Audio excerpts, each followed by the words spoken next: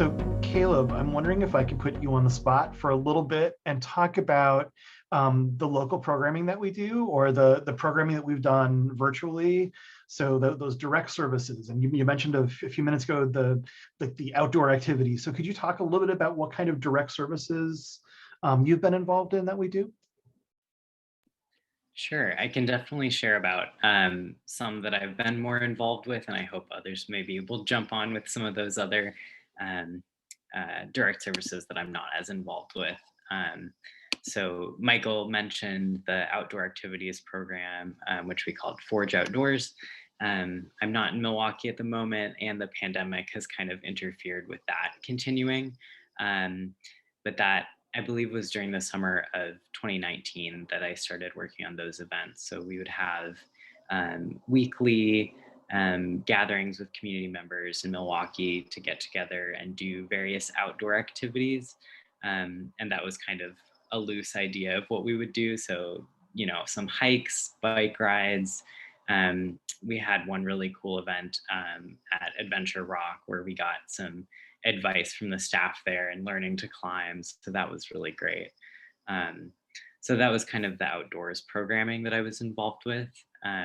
And then for the past year or longer during the pandemic, we've had the PACT NOW programming to serve the trans community during the pandemic in partnership with the Inclusion Clinic at Freighter. So we offered at first multiple times a week. We had events with kind of themes of getting information or connecting. So we had some more webinar style um, events where people could ask healthcare providers or other service providers specific questions. Um, we've had some specific to COVID um, and different services that are available for people during COVID. And then we've also had some really great events kind of focused on community building and connections. We had several poetry readings, for example, um, some just spaces to hang out, coloring and chatting, those kinds of events. So those are some of the PACT NOW programs. Cool.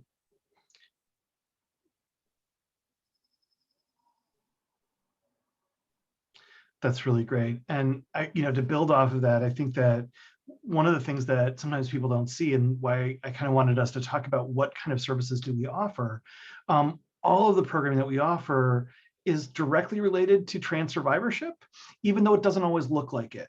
So when Caleb was mentioning things like movement-oriented activities, we know that for trauma survivors and just about everybody in the trans community is a survivor in some way, and some more overtly and directly, talked about. We know that movement can be really helpful in overall mental health and wellness. Just like we know that things like coloring and chilling out and chatting is really important. And so are those skills-based things where people learn about healthy communication and how to navigate dating safely, and some of those pieces that are more directly linked to trauma and victimization.